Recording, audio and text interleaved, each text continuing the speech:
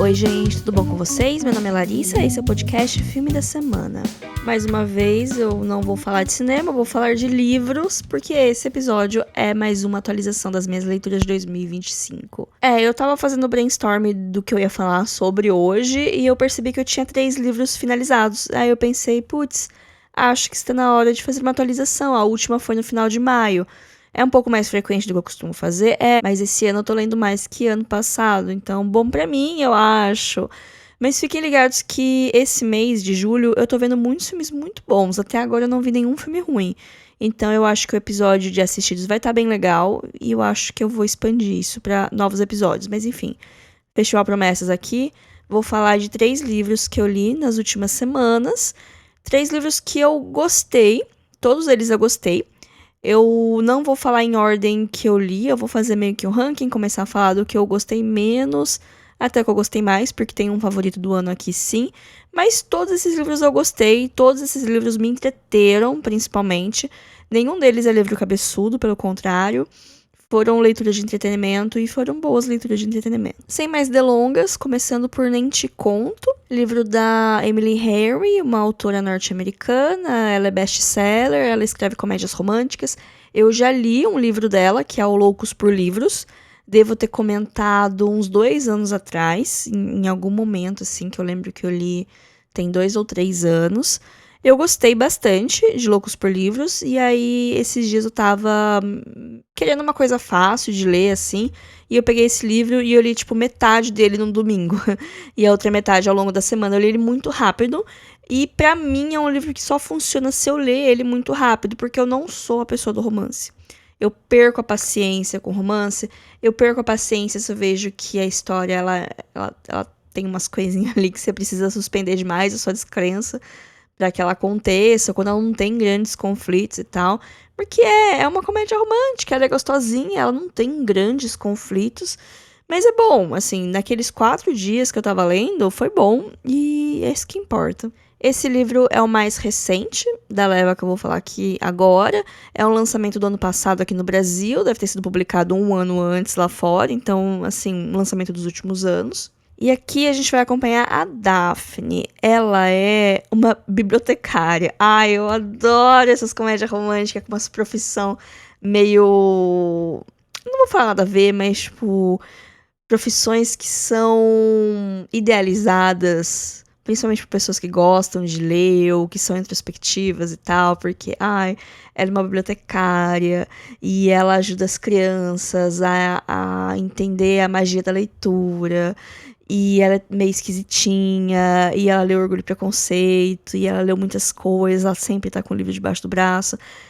É clichê, é muito clichê, mas aqui eu comprei. Eu gostei da Daphne, apesar de que em alguns momentos é muito tipo... Ai, ela é tão desastrada. Ai, que me irritou um pouco, mas eu fui lendo e fui me acostumando com ela e gostei dela. Ela tem um noivo, que é o Peter, e esse Peter é, o cara perfeito. Tanto que em alguns momentos ela meio que fica, nossa, ele é muito perfeito, que sorte que eu tive de encontrar esse cara.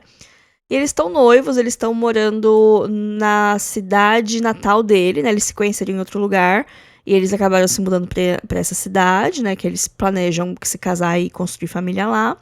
É uma coisa que é importante pros dois.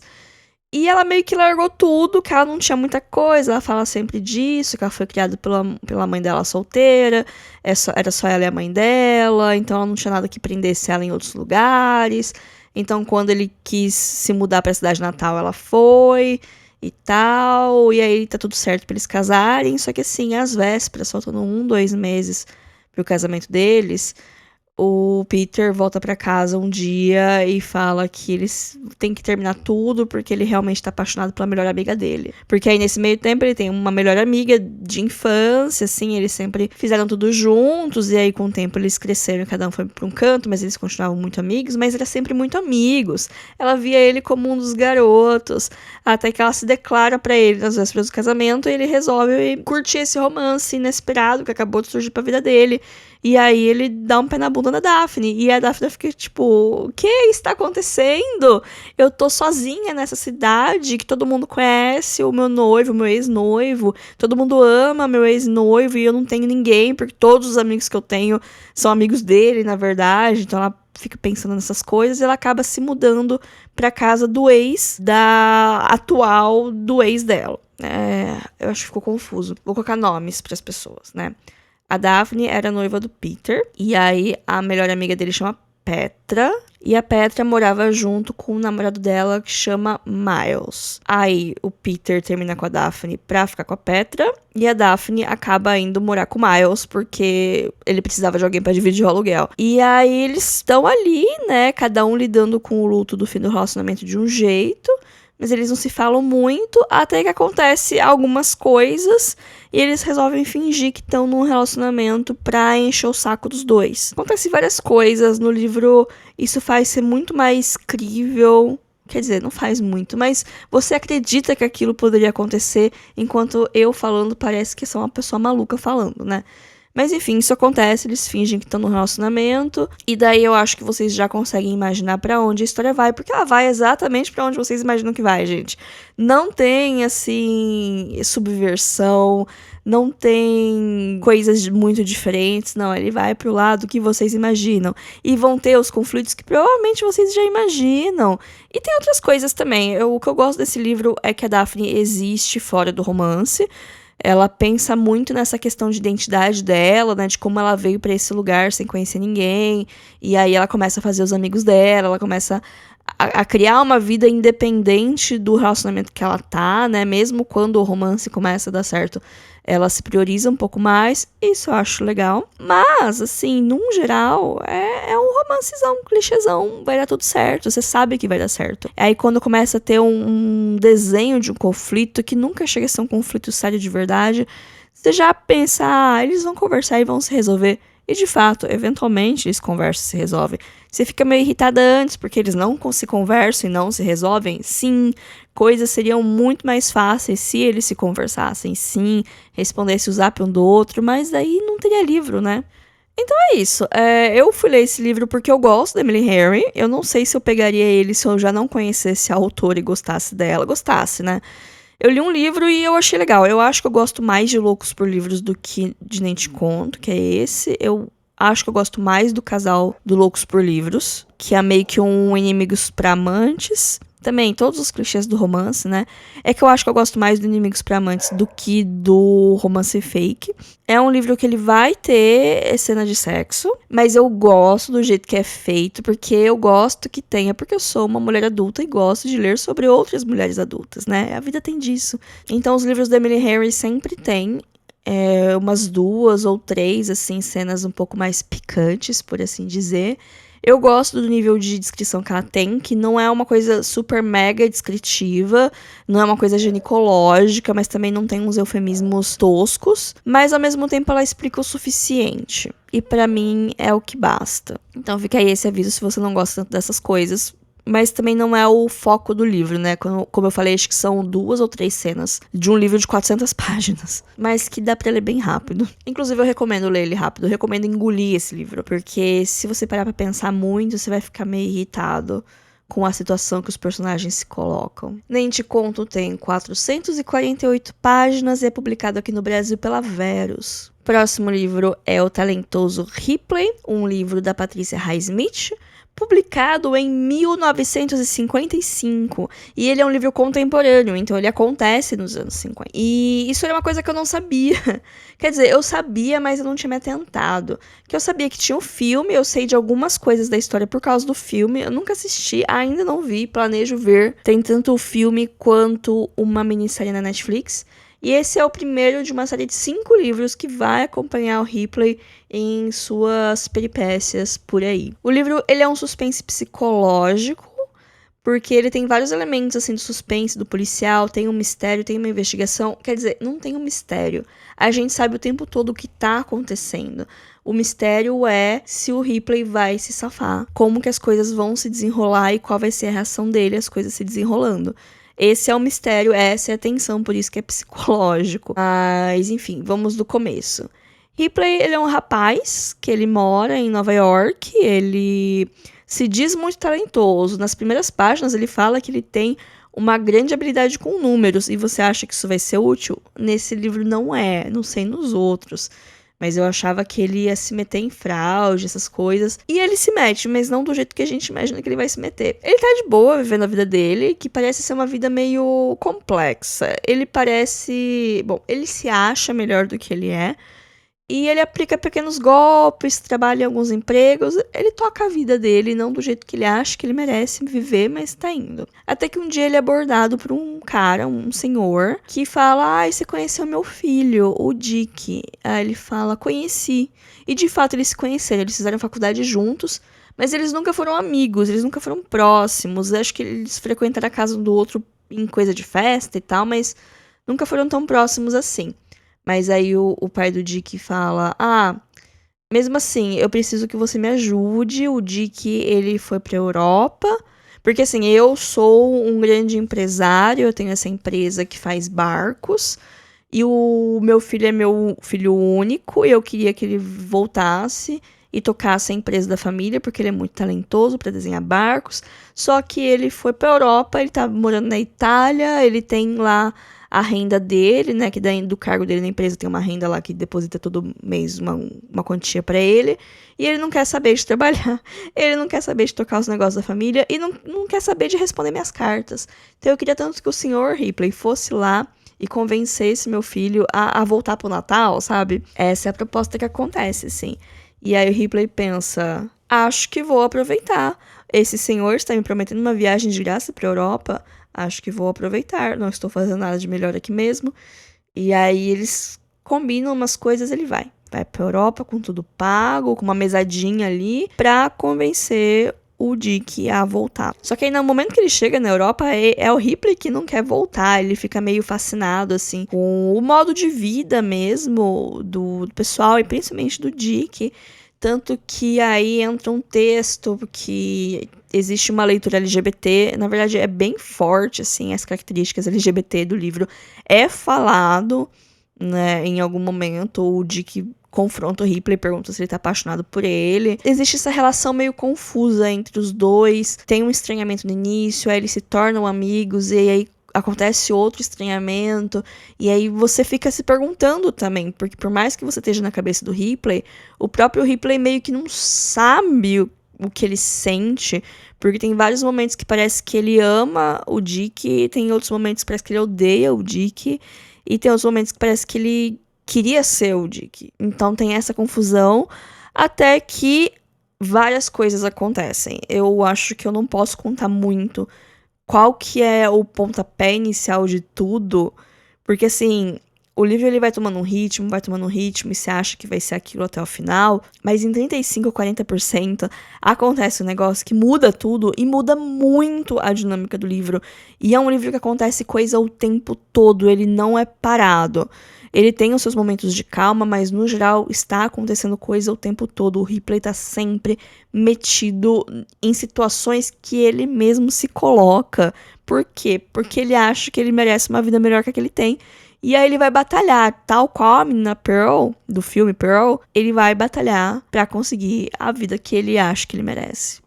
E isso vai deixar um rastro de sangue e de várias outras coisas no caminho dele, porque várias coisas vão acontecer. Não diria que ele é talentoso. O talento dele talvez seja manipular as pessoas, mas o maior talento dele é ser extremamente sortudo e viver numa era pré-internet e pré-banco de dados digital de coisas. Porque tem algumas situações que ele se safa, mas que hoje em dia talvez ele não se safaria. Por causa de câmera, por causa de banco de dados integrado, talvez ele fosse pego.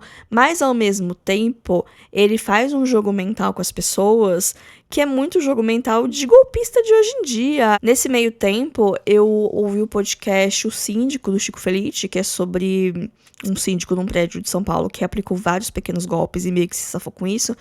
E o tempo todo que eu ouvia a história, eu pensava muito no Ripley fazendo essas coisas, porque seria o tipo de coisa que ele faria e o tipo de crime que ele se safaria. Foi um livro legal de ler, mas eu não me sinto tentada a continuar a série. Eu não tenho vontade de continuar lendo, porque eu ficava meio com vergonha alheia nas horas que o Ripley era confrontado ou quando ele manipulava demais as pessoas. Não digo que nunca mais voltaria pra essa série, eu me vejo voltando pra ela em algum momento, só agora não, porque não me conquistou tanto assim. Foi um livro que eu dei 3,5 estrelas, 4, fiquei nesse meio de nota, assim, porque eu não achei ele perfeito, não achei ele excelente, mas eu achei um livro bem divertido. O Talentoso Ripley é publicado aqui no Brasil pela Intrínseca, que inclusive lançou há pouquíssimo tempo edições novas da série toda, capas muito bonitas, e o primeiro livro tem 336 páginas. O último livro que eu vou falar aqui hoje é Men at Arms, do Terry Pratchett, ou Homens de Armas, como ficou aqui no Brasil.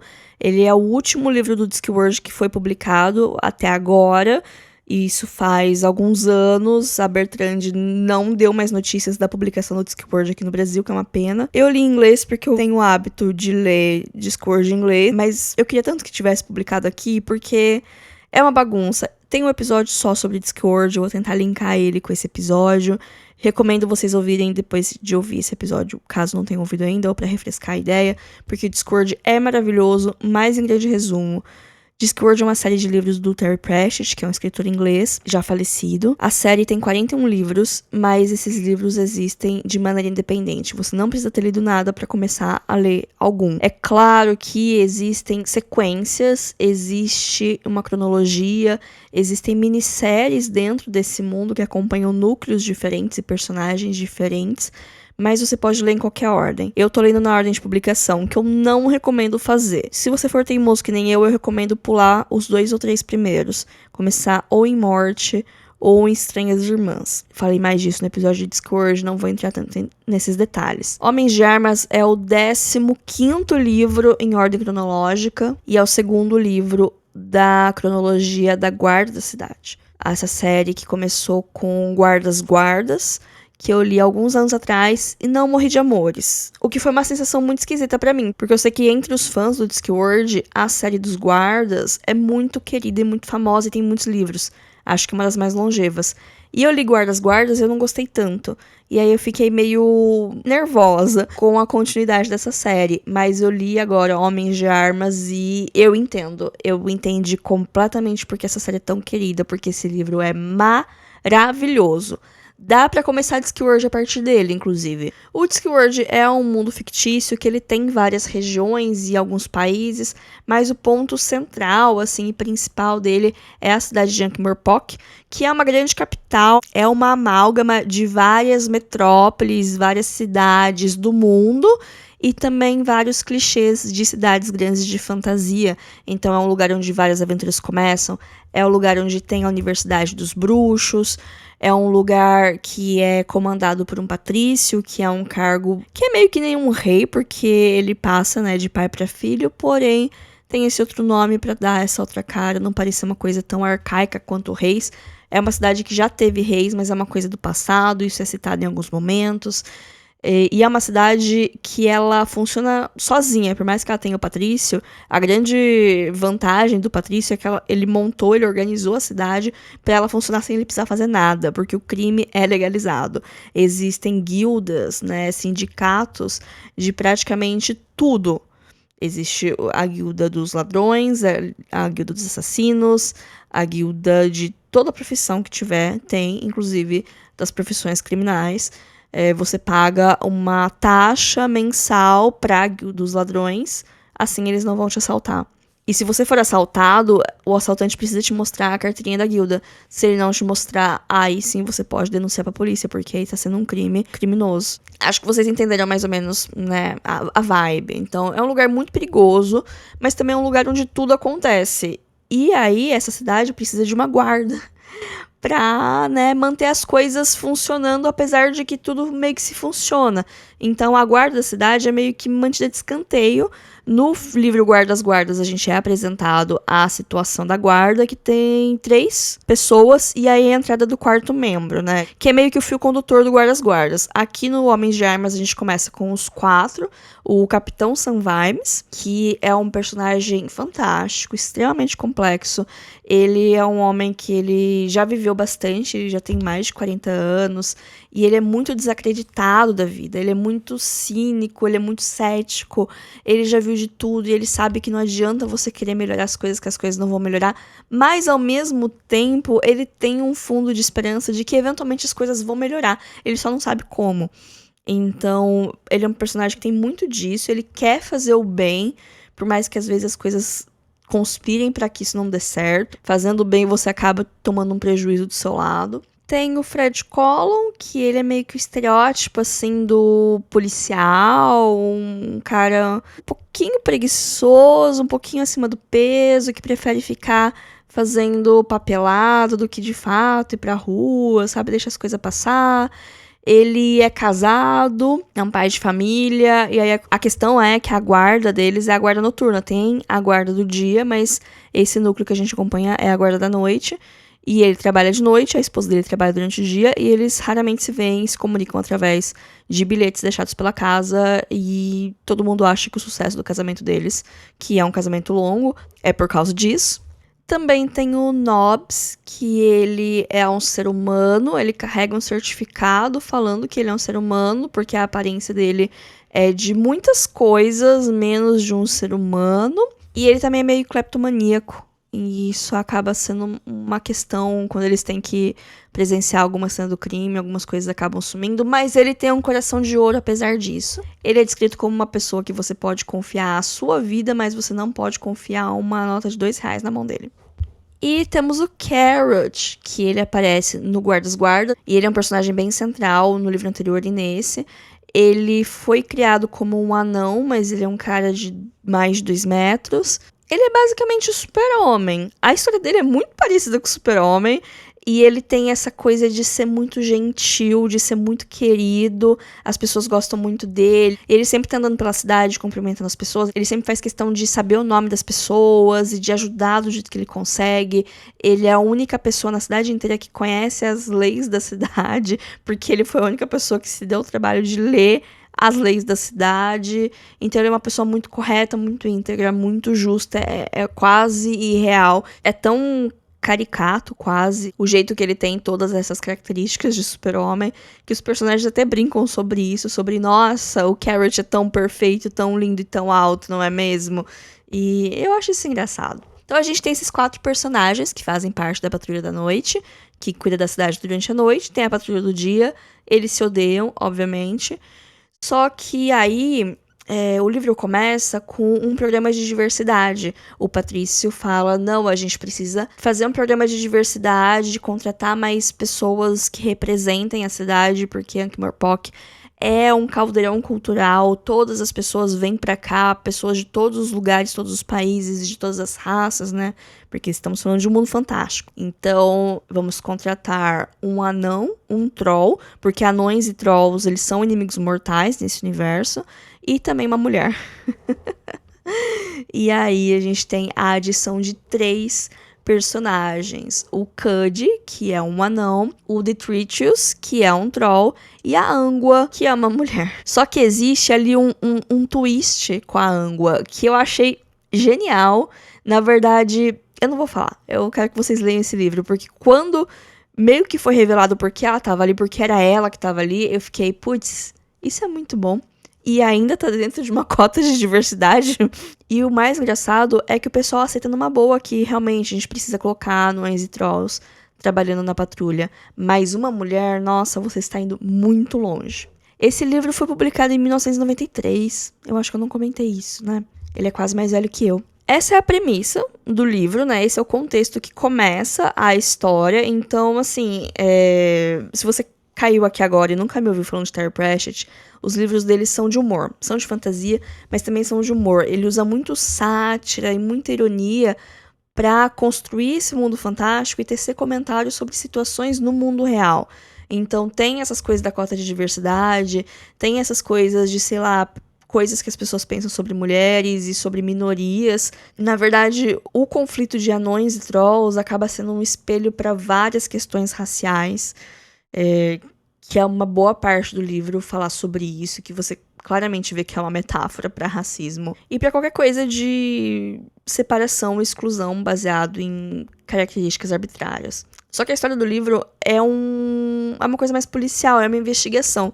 Esse daqui é um livro policial. A maioria dos livros da Patrulha da Noite são histórias policiais. Aconteceu um crime, Na verdade, estão acontecendo alguns crimes que não tem a ver com a guilda dos assassinos, e aí então o pessoal precisa investigar o que tá acontecendo. Na verdade, é um assassino que aparece morto, e aí o pessoal fica, ué, o que está acontecendo? E aí depois aparece um palhaço morto, e aí o pessoal fica, ué, o que está acontecendo? E a ironia é que a guilda dos assassinos dá de fundo com a guilda dos palhaços.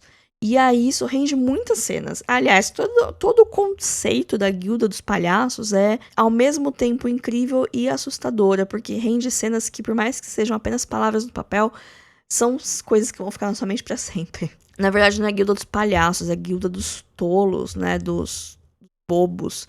Então tem palhaço, tem bobo da corte, tem... Eu acho que não tem comediante de stand-up porque não devia ser parte da vida do Terry Pratchett, mas se fosse hoje, teria, né, um nicho da galera de stand-up, da galera que faz vídeo, novela pra rede social. Enfim, é uma história de investigação. Eles estão investigando o que tá acontecendo, ao mesmo tempo que eles estão se adaptando a essas novas políticas, né, de pessoas diferentes se integrando à guarda da cidade, e também ao mesmo tempo que tem uma coisa acontecendo na vida do Sam Vimes, que ele vai casar, ele vai se aposentar da vida pública dele, porque ele vai se casar com uma mulher de um status social maior que o dele, então ele vai ter que parar de trabalhar e cuidar da casa. Não é exatamente assim, mas meio que é, porque agora ele vai ter que administrar as posses da família, né, então ele não vai conseguir fazer isso ao mesmo tempo que ele é um policial.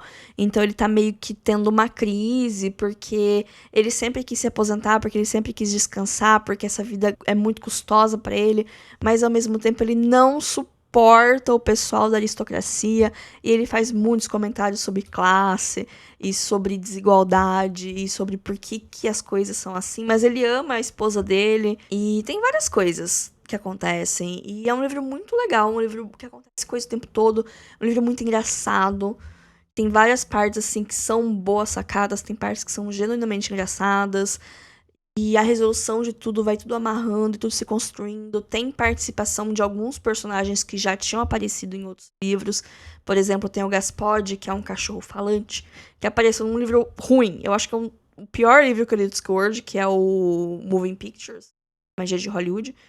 É onde aparece o Gaspod, ele volta aqui, explica de novo por que ele é daquele jeito, ele é um cachorro falante. Ele dormia muito perto da universidade, e a Universidade dos Magos, ela transpira magia, então às vezes acontecem atos mágicos que são acidentes. E o Gaspod falar é um desses atos mágicos. Ele tava dormindo e acordou e tava falando. Só que as pessoas não estão acostumadas com cachorros falantes. Então, quando ele fala, as pessoas não pensam, o cachorro está falando. As pessoas pensam, deve ser a voz da minha consciência. Então ele fica pertinho das pessoas assim e fica falando, dá um biscoito pra esse cachorro, faz um carinho nesse cachorro.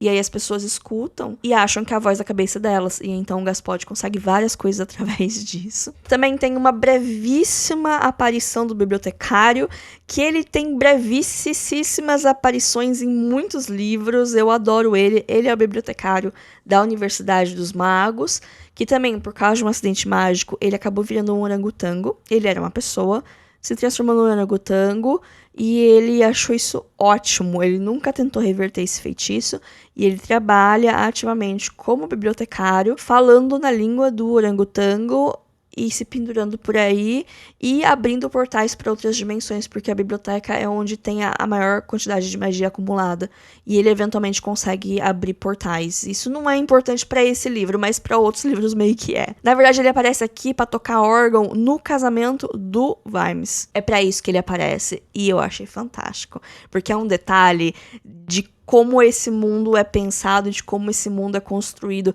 Você não precisa saber da história do bibliotecário, você só precisa saber que ele é um orangotango e que ele toca um órgão, e ele é uma das únicas pessoas que conseguem tocar aquele órgão daquele lugar específico.